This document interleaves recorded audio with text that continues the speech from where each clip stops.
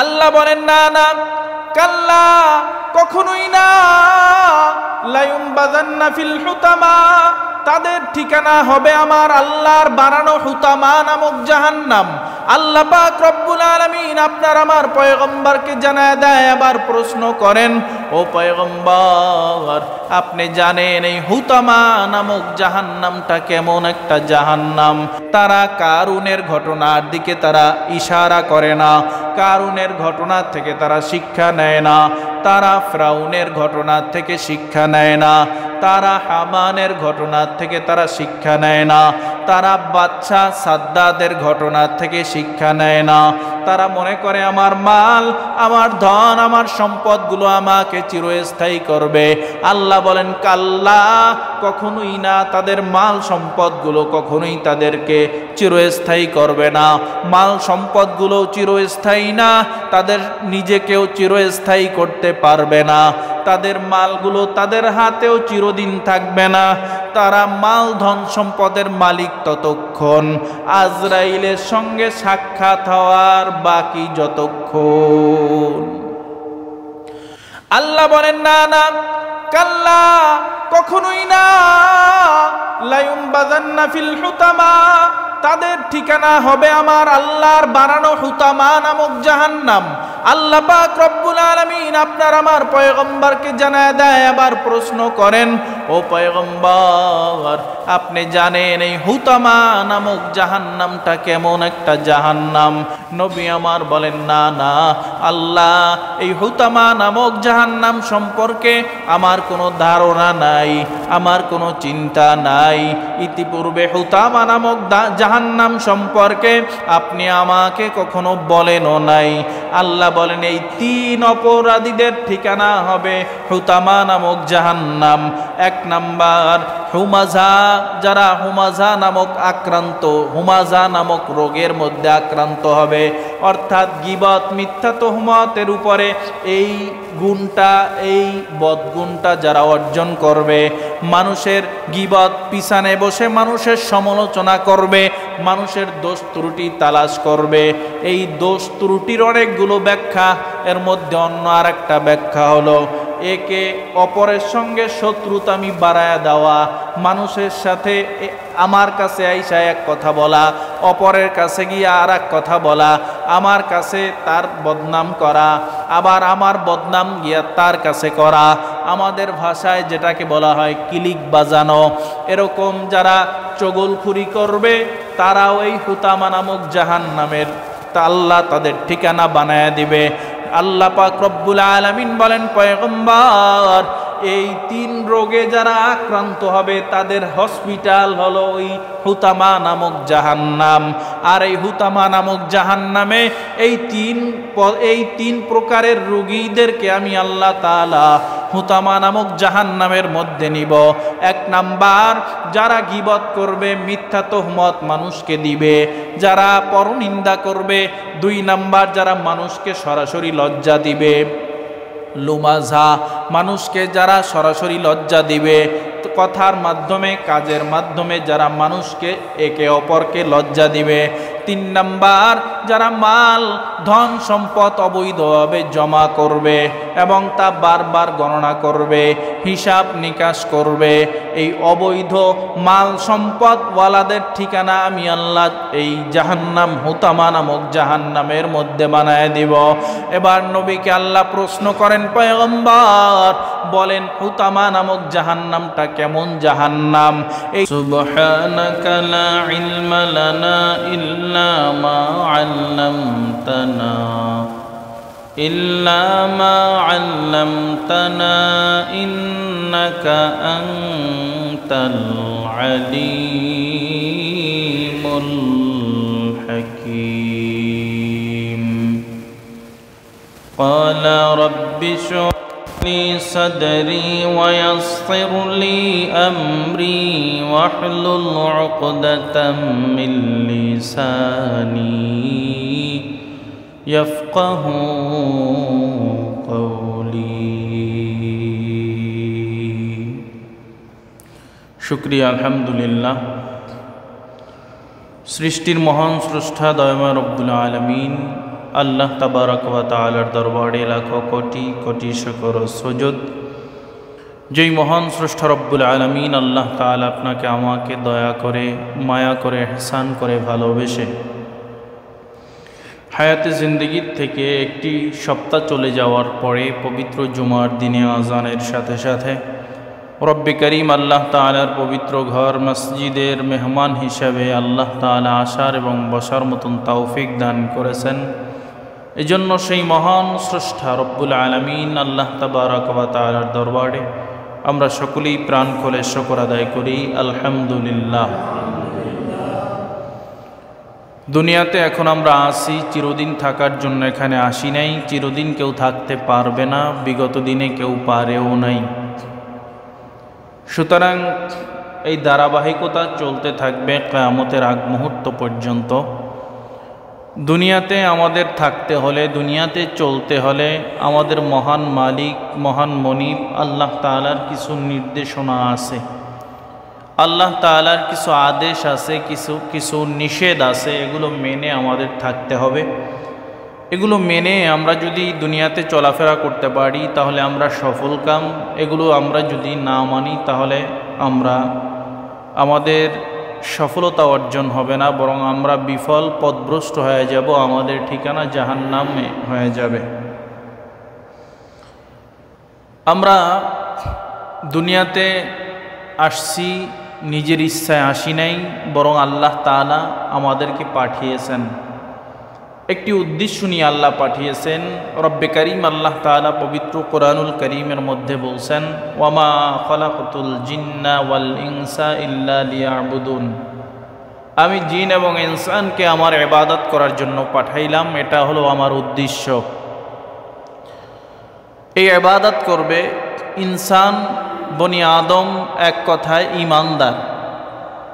ঈমানদার বান্দারা কখনো আল্লাহর হুকুমের বিরুদ্ধাচরণ করতে পারে না, কখনো গুনার কাজ করতে পারে না। গুনাহ কাকে বলা হয়? গুনাহ বলা হয় আল্লাহ যেটা করতে বলছেন সেটা না করা, যেটা নিষেধ করছেন সেটা করা, এটার নাম গুনাহ। আল্লাহ বলছেন সুদ খাইবা না, সুদ খাওয়া গুনাহ। আল্লাহ বলছেন নামাজ আদায় করবা, নামাজ আদায় করা সওয়াব, না আদায় করা গুনাহ। আল্লাহ বলছেন রমজানের রোজা রাখবা, রমজানের রোজা রাখা সওয়াব, না রাখা পাপ, গুনাহ। আল্লাহ বলছেন যারা ধনাঢ্যবান, সম্পদশালী, তারা জাকাত দিবে, জাকাত আদায় করা সওয়াব, আদায় না করা গুনাহ। আল্লাহ বলছেন তোমার স্ত্রী, তোমার প্রাপ্তবয়স্কা মেয়ে, এই নারী জাতিদেরকে তোমরা পর্দার মধ্যে আবৃত করে রাখবা। তাদের চেহারা তো দূরের কথা, তাদের কণ্ঠের আওয়াজ যেন অন্য বেগানা পরপুরুষ শুনতে না পারে। তো স্ত্রীদেরকে, সন্তানদেরকে পর্দায় রাখা সওয়াবের কাজ, পর্দায় না রাখা গুনার কাজ। আল্লাহ বলছেন সৎ কাজের আদেশ করো, অসৎ কাজের নিষেধ করো। সৎ কাজের আদেশ করা সওয়াব, অসৎ কাজের নিষেধ করা এটাও সওয়াব। অসৎ কাজের নিষেধ না করা পাপ, সৎ কাজের আদেশ না করা পাপ, গুনাহ। তো গুনাহ কোনটা, কোনটা সওয়াব, কোনটা গুনাহ, এটা আমরা আমাদের মধ্যে যদি বিন্দু পরিমাণে জ্ঞান থাকে তাহলে সমাজের প্রত্যেকটা মানুষ তারা বুঝে যে কোনটা সওয়াব, কোনটা গুনাহ। কোনটা সওয়াব, কোনটা গুনাহ এটা জানার পরেও যারা গুনাহকে গুনাহ মনে করবে না, সওয়াবকে সওয়াব মনে করবে না, তারা কিয়ামতের ময়দানে তাদের ঠিকানাকে জাহান্নামে বানায় নিবে। খুতবার শুরুতে আমি যেই পবিত্র কোরআনুল কারীমের 114টি সূরার মধ্যে একটি সূরা সূরাতুল হুমাযা তেলাওয়াত করেছি। এই সূরা হুমাযার মধ্যে আল্লাহ পাক রব্বুল আলামিন বলেন, ওয়াইলুল লিকুল্লি হুমাযাতিল লুমাযা আল্লাযী জামাআ মালান ওয়া আদ্দাদা। এই সূরার মধ্যে বিশেষ করে 3টা পাপের কথা উল্লেখ করা হয়েছে। প্রথম নাম্বার পাপ হলো হুমাযা, দ্বিতীয় নাম্বার গুনাহ বা পাপ হলো লুমাযা, তৃতীয় নাম্বার পাপ বা গুনাহ হলো জামা মালাউ আদ্দাদা। এক কথায় বাংলায় আমরা যদি বলি, প্রথম নাম্বার পাপ হলো গীবত বা পরনিন্দা। সামনে বসে কারো অনুপস্থিতিতে যেটা করা হয় এটাকে বলা হয় গীবত। লুমাজা পরনিন্দা বা তোহমত, এটা ব্যক্তি উপস্থিত নাই, তার অনুপস্থিতিতে অন্য কোনো ব্যক্তির সাথে তার দোষ চর্চা করা, তার মধ্যে ওই দোষটা নাই এরকম দোষ কারো সাথে বলা, এটাকে বলা হয় অপবাদ বা তোহমত। 3 নাম্বার গুনাহ মাল জমা করা, সম্পদ জমা করা এবং তা বারবার গণনা করা। এই 3 বিষয়ে আমরা আজকে কথা বলবো। এর পরিণাম কি? গীবত কাকে বলে? নবীজি সাল্লাল্লাহু আলাইহি ওয়া আলিহি ওয়াসাল্লাম তাকে প্রশ্ন করেন, সাহাবা ইকরামের এক দল। হযরতে আবু হুরায়রা রাদিয়াল্লাহু তাআলা আনহু বর্ণনা করেন, নবীজি সাল্লাল্লাহু আলাইহি ওয়াসাল্লামকে একদল সাহাবা ইকরাম তারা প্রশ্ন করলেন, ইয়া রাসূলুল্লাহ সাল্লাল্লাহু আলাইহি ওয়াসাল্লাম, গীবত কাকে বলে? রাসূলুল্লাহ সাল্লাল্লাহু আলাইহি ওয়াসাল্লাম বলেন, গীবত বলা হয় তোমার কোনো ভাইয়ের দোষ ত্রুটি তার সামনে অথবা পিছনে অন্য কারো সাথে বলা, সেটাকে গীবত বলা হয়। রাসূলুল্লাহ সাল্লাল্লাহু আলাইহি ওয়াসাল্লামকে আরেক সাহাবী প্রশ্ন করেন, ইয়া রাসূলুল্লাহ, যদি ওই দোষ ত্রুটি আমার ভাইয়ের মধ্যে থাকে তাহলে সেটাও কি গীবত হবে?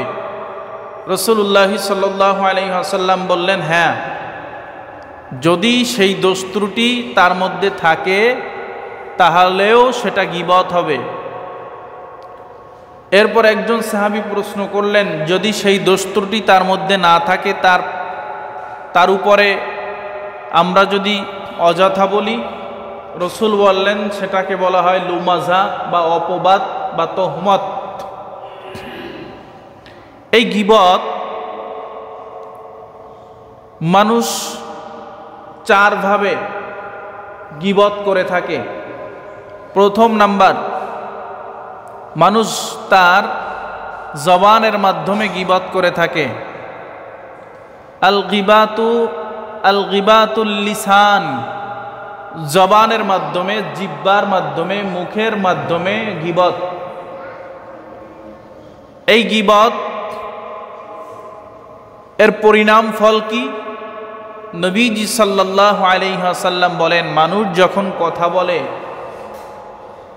এই কথা বলার পরিণাম ফল সম্পর্কে তিনি চিন্তা করে না। কথা বলার পরিণাম ফল সম্পর্কে সে চিন্তা করে না যে আমার এই কথাটার পরিণাম ফল কি হবে।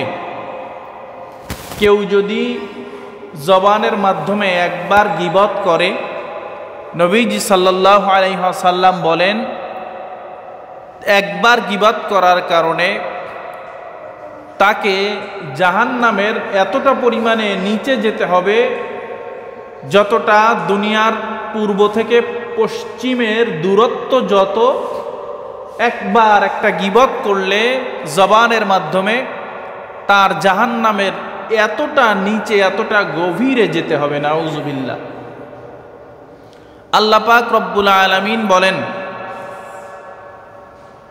যে গীবত, কেউ যদি গীবত করে তাহলে সে যেন তার মৃত ভাইয়ের গোশত খায় বা ভক্ষণ করে। আমরা কি কেউ মানুষের গোশত খাইতে চাই? এরপরে তো মরা মানুষের মধ্যে আবার ভাই। আল্লাহ নিজে বলেন যে ব্যক্তি গীবত করবে, যারা গীবত করে, নবী তাদেরকে আপনি জানায়া দেন তারা যেন তার মৃত ভাইয়ের গোশত ভক্ষণ করে, গোশত খায়। গীবত আমাদের অঞ্চলে আমাদের অঞ্চলে সব থেকে গীবত, মিথ্যা তোহমত এগুলো চায়ের দোকানে আড্ডা, গল্প গুজব, হাসি তামাশার ছলে এগুলো হয়ে থাকে। গীবত করলে যে আমার ঠিকানা আল্লাহ জাহান্নামে বানায় দিবে এ সম্পর্কে আমরা চিন্তাও করি না। গীবতকে আমরা কিছুই মনে করি না। অন্যের দোষ ত্রুটি যেভাবে তালাশ করা যায়, যেভাবে খোঁজা যায়, আমরা সদা সর্বদা একে অপরের দোষ ত্রুটি খোঁজার জন্য ব্যস্ত থাকি। কিন্তু এটা যে গীবত, নবী যে নিষেধ করছেন, একবার জবান দ্বারা গীবত করলে দুনিয়ার পূর্ব থেকে পশ্চিমের দূরত্ব যত, এতটা পরিমাণ জাহান্নামের তলদেশে নিচের দিকে আমাদের যেতে হবে। কিন্তু আমরা গীবতকে কিছুই মনে করি না। আমরা মনে করি অন্যের দোষ ত্রুটি তালাশ করে যত আমি প্রকাশ করতে পারবো তত আমার জন্য ভালো, আমার বরত্ব আর গৌরব অহংকার বেড়ে যাবে। কিন্তু না, বরং গীবতের পরিণাম ফল ভয়াবহ জাহান্নাম। কেমন জাহান্নাম সে কথাও আল্লাহ সূরার মধ্যে উল্লেখ করেছেন যে ভয়াবহ জাহান্নামে গীবতকারীদেরকে জ্বলতে হবে। সেই ভয়াবহ জাহান্নামের ভয়াবহতা সম্পর্কেও আল্লাহ পাক রব্বুল আলামিন এই সূরার মধ্যে আলোচনা করেছেন। রব্বে কারীম আল্লাহ তাআলা বলেন, ওয়াইলুল লিকুল্লি হুমাযাতিল লুমাযা, যারা প্রত্যক্ষ, পশ্চাতে এবং সম্মুখে পরনিন্দা করে, গীবত করে, অন্যের উপরে মিথ্যা তোহমত দেয়, তাদের জন্য দুর্ভোগ। নবী আপনি জানায়া দেন তাদের জন্য দুর্ভোগ, ওই সমস্ত লোকদের জন্য দুর্ভোগ যারা গীবত করে, মানুষের উপরে মিথ্যা তোহমত দেয়, তাদের জন্য দুর্ভোগ।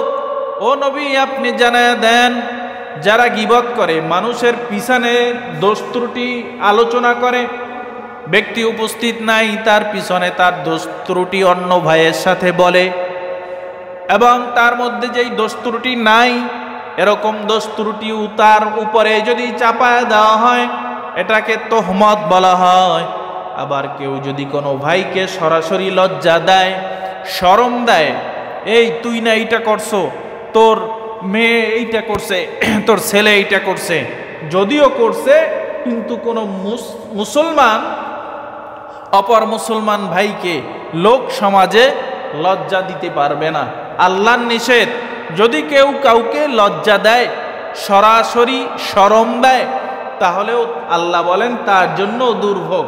প্রত্যেক সম্মুখে এবং পিছনে পরনিন্দাকারীর জন্য দুর্ভোগ। আল্লাহ সতর্ক করে দিছেন, সাবধান করে দিছেন, কারো পিছনে দোষ ত্রুটি আলোচনা করা যাবে না। আমারই তো বহু দোষ ত্রুটি, আমার নিজের দোষ ত্রুটিগুলো আমি খুঁজে খুঁজে আমি এগুলো সমাধান করার চেষ্টা করি, আমার নিজের চিন্তা আমি করি। আমি অন্যের দোষ ত্রুটি মানুষের কাছে বলে নিজে বড় হইলাম, সাময়িক বড়। আল্লাহ বলেন এই বড় বড় না, তুমি অন্যকে ছোট করে নিজেকে কোনোদিন বড় বানাতে পারবে না।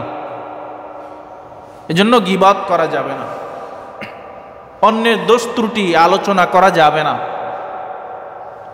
কারো উপরে মিথ্যা তোহমত দেয়া যাবে না। মানুষ মুখের মাধ্যমে গীবত করে, মুখের মাধ্যমে গীবত করলে একটা গীবতের জন্য তাকে জাহান্নামের এতটা পরিমাণে নিচে যেতে হবে যতটা পরিমাণ দুনিয়ার মাশরিক থেকে মাগরিব পর্যন্ত, অর্থাৎ পূর্ব থেকে পশ্চিম পর্যন্ত দুনিয়ার দূরত্ব যত, ততটা পরিমাণ তাকে জাহান্নামের তলদেশে যেতে হবে। 2 নাম্বার, আল গীবাতু লিল কলব, অন্তরের মাধ্যমে মানুষের গীবত করা। অন্তরে, আমি অন্য ভাইয়ের সাথে বললাম না, কিন্তু নিজের অন্তরের মাধ্যমে গীবত করলাম। 3 নাম্বার, আল গীবাতু লিল ইশারা, ইশারার মাধ্যমে গীবত। আমি আপনাকে ইশারার মাধ্যমে দেখায়া দিলাম, দেখেন আমরা 2 জন এখানে আছি, আর একজন আসছে তার জামাটা ছিঁড়া জামা, আর একজন আসছে তার আমাদের থেকে তিনি একটু কালো, তিনি একটু শর্ট, ইশারার মাধ্যমে এভাবে গীবত করা। রাসূলুল্লাহ সাল্লাল্লাহু আলাইহি ওয়াসাল্লামের বিবি উম্মুল মুমিনিন মা আয়েশা রাদিয়াল্লাহু তাআলা আনহা তিনি বর্ণনা করেন যে রাসূলের কাছে এক মহিলা আসছে, মহিলা একটু খাটো। উম্মুল মুমিনিন আয়েশা রাদিয়াল্লাহু তাআলা আনহা তিনি লম্বা ছিলেন, তার থেকে যেই মহিলা রাসূলের দরবারে আসছে সে তুলনামূলক একটু খাটো। দেখেন, নিজেদের কথা আমাদের মাঝে প্রকাশ করছেন আমাদেরকে শিক্ষা দেওয়ার জন্য। তারা এটা মনে করে নাই যে আমি যদি আমাদের কথাগুলো প্রকাশ করি তাহলে আমরা ছোট হয়ে যাব। উম্মুল মুমিনিন মা আয়েশা রাদিয়াল্লাহু তাআলা আনহা বলেন যে মহিলা যে আসছে রসুলের দরবারে, আমি রসুলকে ইশারা ইঙ্গিতে বললাম, বুঝালাম, দেখেন না একজন খাটো মহিলা আসছে। ওই মহিলার সামনেই রসুল আমাকে ধমক দিয়ে বললেন, আয়েশা তুমি যে ইশারা ইঙ্গিতে বুঝাইছো যে এই মহিলা খাটো মহিলা, তাকে যে ইশারা করছো, ইঙ্গিত করছো, এটার নাম গীবত। সাবধান হয়ে যাও, গীবত করা যাবে না। তো ইশারা ইঙ্গিতেও কেউ যদি কাউকে বুঝায়, আমি যদি আপনাকে বুঝাই ওই যে কালো লোকটা আসছে, ওই যে কানা লোকটা আসছে, ওই যে খাটো লোকটা আসছে, ওই যে কুৎসিত লোকটা আসছে, এভাবে যদি আমি ইঙ্গিত করি, এটার নামও নবী বলেন গীবত। 3 নাম্বার, আল গীবাতু লিল কিতাব, লেখার মাধ্যমে গীবত। নবী বলেন লেখা হলো 2 কথার 1 কথা। 2 কথা মানে মানুষ মুখের মাধ্যমে তার মনের ভাব প্রকাশ করে, আবার মানুষ লেখার মাধ্যমেও তার মনের ভাব প্রকাশ করে। তো লেখার মাধ্যমে গীবত,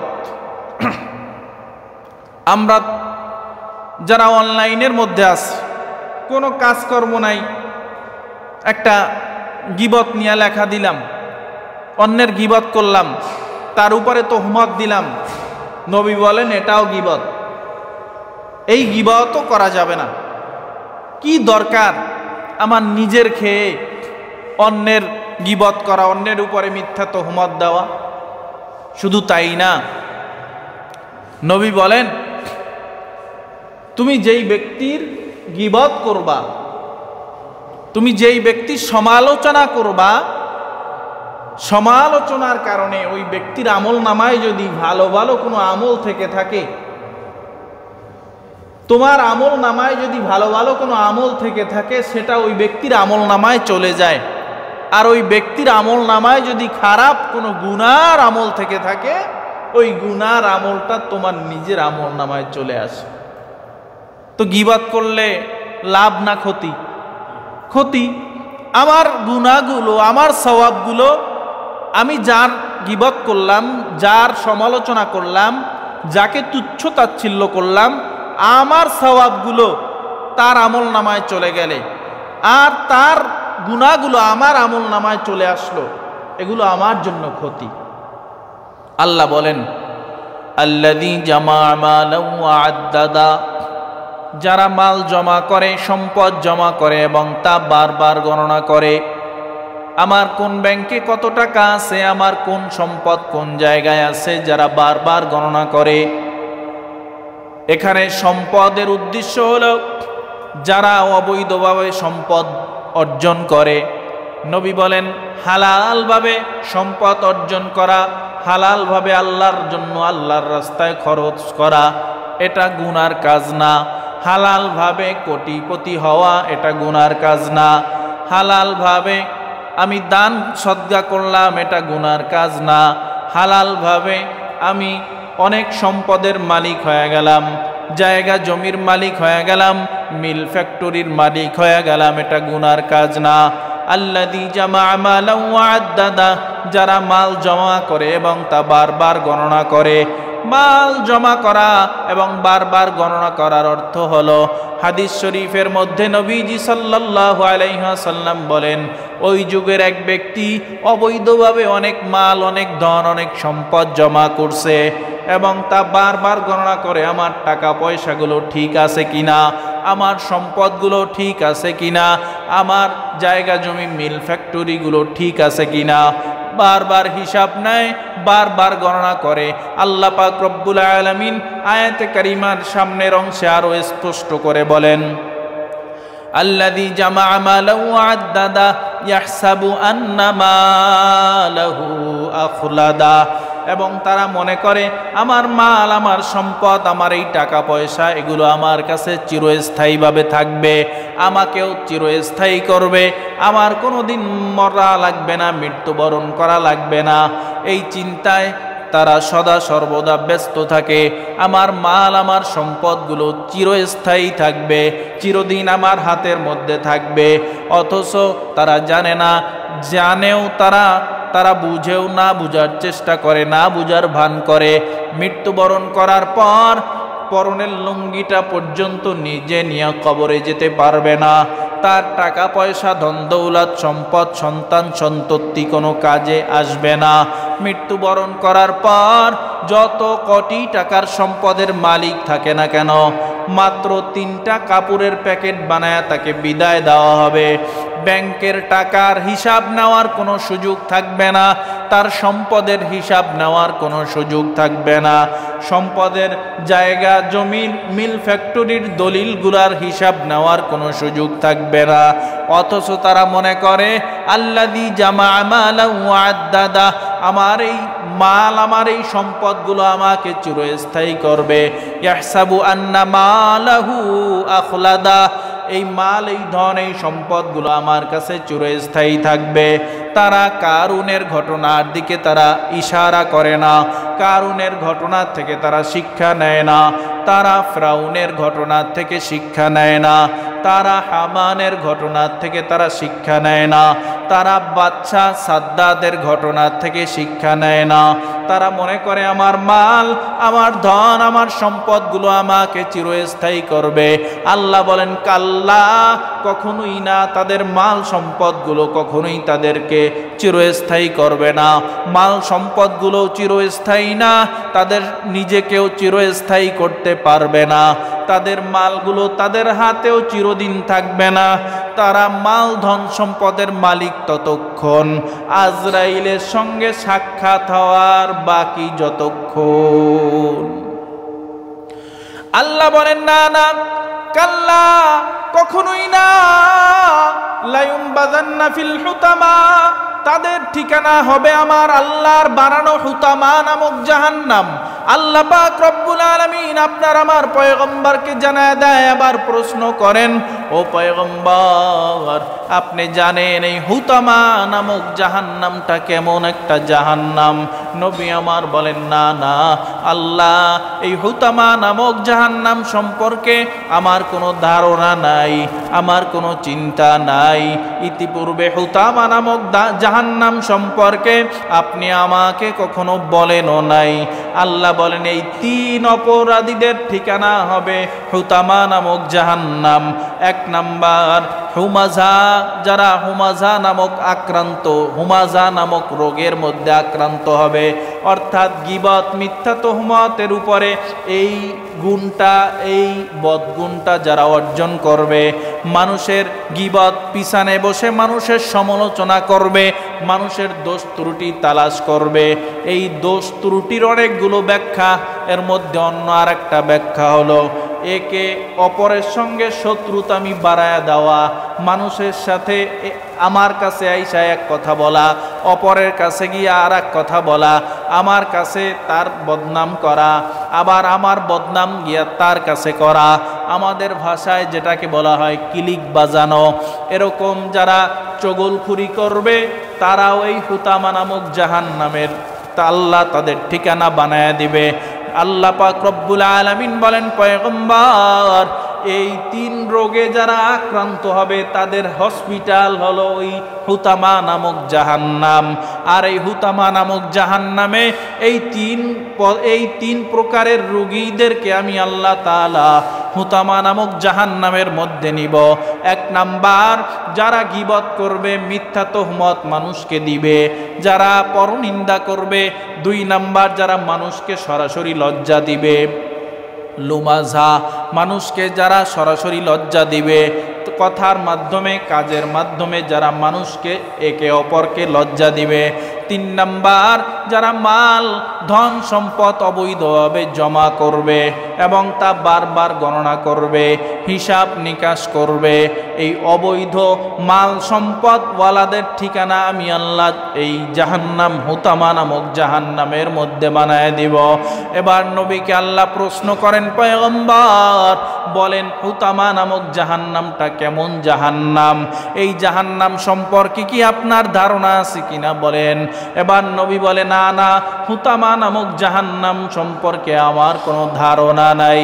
হুতামা নামক জাহান্নাম কেমন জাহান্নাম এটা সম্পর্কে আমি জানি না। আল্লাহ নিজেই আবার উত্তর দিয়া বলেন, নারুল্লাহিল মুকাদা, এটা আমার এমন একটা প্রজ্বলিত আগুন, যেই আগুন, এই প্রজ্বলিত আগুন মানুষের শরীরের যেই অংশে একবার লাগবে সাথে সাথে গোটা শরীরের অংশ পুড়ে ছারখার হয়ে যাবে।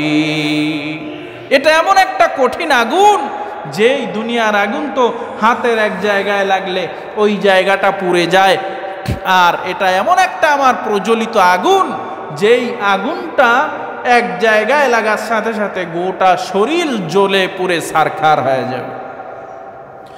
এবার আল্লাহ বলেন, শুধু তাই নয়, নারুল্লাহিল মুকাদা আল্লাতী তাত্তালিউ আলাল আফইদা, এই জাহান্নামের আগুনটা লাগার পর মানুষদেরকে তারা মনে করবে, আমরা মনে হয় আগুন লাগার সাথে সাথে আমরা মনে হয় মারা যাব, আমরা ইন্তেকাল করব। কিন্তু না না, দুনিয়ার আগুন লাগার সাথে সাথে মানুষের শরীর পুড়ে যাওয়ার সাথে সাথে তারা ইন্তেকাল করে, রূহ বের হয়ে চলে যায়। কিন্তু এটা আল্লাহর এমন একটা প্রজ্বলিত আগুন, শরীরটা পুড়ে ছারখার হয়ে যাবে কিন্তু ব্যক্তির রূহ ইন্তেকাল করবে না। আল্লাতী তাত্তালিউ আলাল আফইদা ইন্নাহা আলাইহিম মুসাদা ফি আমাদিম মুমাদ্দাদা। আগুন লাগার পরে বান্দা তোমরা মনে করতে পারো, অনুভব করতে পারো, আগুন লাগার সাথে সাথে আমরা পলায়া যাব, আমরা ভেগে যাব। আল্লাহ বলে, না না, পলায়া যাওয়ার কোনো সুযোগ নাই, ভেগে যাওয়ার কোনো সুযোগ নাই। দুনিয়ার এক ভবনে আগুন লাগলেই, যে মিরপুরে গতকাল পরশুদিন আগুন লাগলো, কত মানুষ ছাদের উপর থেকে 2 তলা 3 তলা 4 তলার উপর থেকে লাফায়া পড়ে, মানুষ ভাগতে চায়, মানুষ পালাতে চায়, আগুন যেন তার শরীরের মধ্যে না লাগে। আল্লাহ বলেন, এই জাহান্নামের আগুনটা যদি লাগানো হয় তোমরা মনে করতে পারো আমরা ভেগে যাব, আমরা পালায়া যাব। না না, ভেগে যাওয়ার কোনো সুযোগ নাই, পালায়া যাওয়ার কোনো সুযোগ নাই। আমি আল্লাহ খাম্বার সাথে শিকলের মাধ্যমে বেঁধে রাখব। আর আমার এই প্রজ্বলিত আগুনটা খাম্বাকেও জ্বালাবে না, শিকলকেও জ্বালাবে না। শুধু ওই বান্দাকে যারা এই 3 রোগে আক্রান্ত হবে, যারা মানুষের গীবত করবে, মিথ্যা তোহমত মানুষের উপরে দিবে, মানুষের সমালোচনা করবে, মানুষের দোষ ত্রুটি তালাশ করবে এবং মানুষকে সরাসরি লোক সমাজে লজ্জা দিবে, এবং যারা মাল জমা করবে এবং তা বারবার গণনা করবে, এই 3 রোগে আক্রান্ত ব্যক্তিকে আমি ওই খাম্বার সাথে বেঁধে রাখব। আর আমার এই হুতামা নামক জাহান্নামের আগুনটা তাকে গ্রাস করে ফেলবে, তাকে জ্বালায়া পোড়ায়া ছারখার করে দিবে।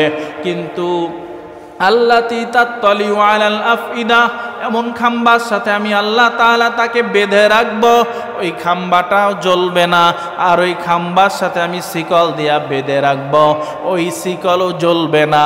ওই ব্যক্তির রুহু জ্বলবে না, রুহু শেষ হবে না। তিনি মনে করবে এই তো ইন্তেকাল করব, আমার আযাব শেষ হয়ে যাবে।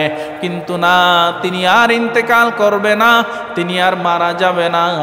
তার শাস্তি এরকম অনির্দিষ্টকালের জন্যই চলতে থাকবে। জন্য এই জাহান্নামের আগুন থেকে আমাদের যদি বাঁচতে হয়, সমালোচনা করা যাবে না, গীবত করা যাবে না, মিথ্যা তহমত দেওয়া মানুষের উপরে যাবে না। এইবার বলবেন হুজুর, আপনারা তো এক হুজুর অপর হুজুরের গীবত করেন, তারা তো উপস্থিত থাকে না, মাইকে অনেক সময় গীবত করেন, আপনারাই তো বললেন গীবত করা যাবে না। তবে গীবতের তিনটা প্রকার ভেদ আছে। এক নাম্বার প্রকার ভেদ হলো গীবত হারাম, দুই নাম্বার প্রকার ভেদ হলো গীবত করা ওয়াজিব, তিন নাম্বার প্রকার ভেদ হলো গীবত করা মুবাহ। এক নাম্বার গীবত করা হারাম। এতক্ষণ যেই কথাগুলো বললাম, এরপরে কেউ যদি মানুষের সমালোচনা করে, দোষ ত্রুটি তালাশ করে, একে অপরের শত্রু বৃদ্ধির জন্য কেউ যদি এরকম কথা কান লাগায়া দেয়, কেউ যদি কাউকে শত্রু বানায়া দেয়, এগুলাকে গীবত বলে। ইশারা ইঙ্গিতে কেউ যদি কাউকে খাটো, বাঁকা, বেটে, কালো, কুৎসিত এভাবে মন্তব্য করে, এটাও গীবতের একটা অংশ। এরকম গীবত করা হারাম। এই গীবতের ঠিকানা হবে হুতামা নামক জাহান্নাম। আবার গীবত কোনো ক্ষেত্রে করা ওয়াজিব। কোনো উম্মতের উলামায়ে কেরাম তারা যদি তাকায় দেখে যে ইসলামকে বিকৃত করা হয়, ইসলামের নামে অপব্যাখ্যা দেওয়া হয়, ইসলামের নামে অপব্যাখ্যা দিয়া অমুক দরবারকে বড় করা হয়, অমুক মাজারকে বড় করা হয়, কিন্তু ওই মাজারকে, ওই দরবারকে বড় করতে গিয়া ইসলামের অপব্যাখ্যা দেওয়া হয়, তাহলে অপর এক আলেম বা এই সম্পর্কে অভিজ্ঞ ব্যক্তির উপরে ওই ব্যক্তির গীবত করা ওয়াজিব হয়ে যায়। অর্থাৎ আমি যদি বলি যে আমার অমুক দরবার, মক্কা শরীফ না গেলেও চলবে, অমুক দরবারে গেলেই হজের সওয়াব পাইবেন, নাউজুবিল্লাহ, এরকম আছে, বলে যে মক্কায় যাওয়া দরকার নাই, অমুক দরবারে গেলেই হজের সওয়াব পাইবেন, তাহলে এটা সম্পূর্ণ কোরআন এবং হাদিস বিরোধী কথা।